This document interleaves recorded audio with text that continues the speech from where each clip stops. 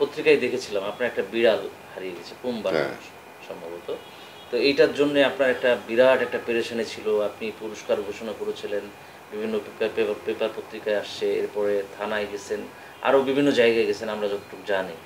আসলে সর্বশেষ অবস্থাটা কি? বিড়ালটা কি পেয়েছিলেন নাকি আসলে ঘটনাটা কি ছিল? না, ঘটনা হচ্ছে আমি নতুন বাসায় ফ্ল্যাট অ্যাপার্টমেন্ট চেঞ্জ করেছি। চেঞ্জ করে নতুন বাসায় গেছি, ইলেকট্রিক মিস্ত্রি কাজ করার সময় বিড়ালটা বেরিয়ে যায় এবং বিড়াল সিসি ক্যামেরা চেক করলাম যে বিড়ালটা বের হয়ে বেশি দূর যায় নাই।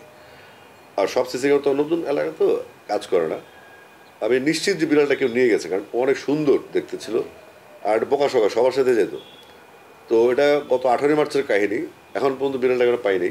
আমরা এই জন্য গত ঈদেও মর্মাহত ছিলাম, বৈশাখও গেল আমাদের উৎসবমুখর পরিবেশ। বাসায় এখনও আনন্দ নাই, আমার ছেলে কানাডায় থাকে, প্রায় খবর নেই। যেখানে আমরা খবর পাই কখনো খিলগায়, কখনো খিলগেত, কখনো এখানে ঘুরে বেড়াচ্ছি।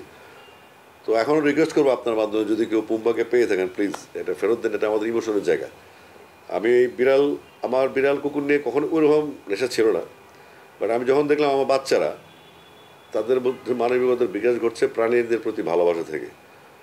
এবং আমার ছোটো মেয়ে যার বয়স 5ই মে 2 বছর হবে, সেও এখন মোটামুটি বিড়ালদের সাথে চলে। এবং আমি মনে করি যে পরবর্তীতে পড়াশোনা করলাম যে আসলে পশুদের সাথে মানুষের সম্পর্ক, আল্লাহ তাআলা স্পষ্টভাবে মানুষকে সেই ক্ষমতা দিয়েছেন, পশুদেরকে চালানোর ক্ষমতা দিয়ে দিয়েছেন। তো আমাদেরও উচিত তাদের প্রতি সদয় হওয়া, তাদেরকে ভালোবাসা। এবং আমার মনে হচ্ছে বাচ্চা কাচ্চাদের সাথে যদি এই প্রাণের সংশ্লিষ্ট থাকে, বাচ্চারা আরও মানবিক হবে। এটা আমি আমার বাচ্চাদের কাছ থেকে শিখেছি। আরেকটা জিনিস সবসময় দেখি ফেসবুকে আপনি লিখেন, মানে আপনার যে আপনার 2 সন্তান এবং পুত্রবধূ নতুন বিয়ে করছে কিছুদিন আগে। খুবই ভালো সম্পর্ক এবং আপনি এত প্রশংসা করেন ফেসবুকে, আমি মাঝে মধ্যে দেখি এবং সবগুলো কিন্তু আমি পড়ি আপনার স্ট্যাটাসগুলো। তো খুব ভাল লাগে। আসলে এই বন্ডিংটা তৈরি করছেন মানে কিভাবে এবং এখন মানে কেমন সম্পর্ক? এবং আমার জানা মতে যে আপনি খুব পরিবারকেও বেশ ভালো সময় দেন। হ্যাঁ, এটা আসলে আমার জন্য না, সবার জন্য দরকার। কারণ আমি বিগত বছরগুলোতে দেখেছি একটা সার্টেন এইজে এসে বাচ্চারা সুইসাইড করে। আগে এক সময় আমাদের যেন আমরা 7 ভাই বোন, 8-10টা বাচ্চা ঘরে থাকলে 2-1টা মারা গেলে তো ফিলিংস থাকতো না।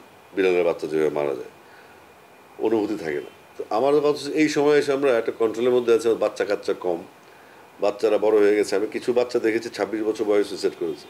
তো আমি চাই নতুনভাবে আর কিছু করার নেই, আমাদের সন্তানদের সাথে এমনভাবে বন্ডিং থাকতে হবে বাবা মায়ের, যেন তার এই চিন্তাটা মাথায় না আসে আমার সব শেষ হয়ে গেলো, বাবা আমার সাথে রাগ করেছে, মার সাথে রাগ, স্কুলের টিচারও আমাকে বকে, বন্ধু বান্ধব আমাকে অ্যাভয়েড করে, আমার দুনিয়ায় থাকার কোনো মানে নেই। কিন্তু আমি আমার এই ফিল্মের ভাষায় বলতে চাই, যেটা আমি সিনেমায় গাইলাম, সেখানে ছেলেটা আত্মহত্যা করতে যায়, তখন তাকে মেয়েটা গিয়ে বলছিল যে আল্লাহ তোমাকে এই প্রাণটা দিয়েছে, এটা গিফট হিসাবে, তুমি আল্লাহর দেওয়া গিফট নষ্ট করতে পারো না। তখন ছেলেটা কামব্যাক করে।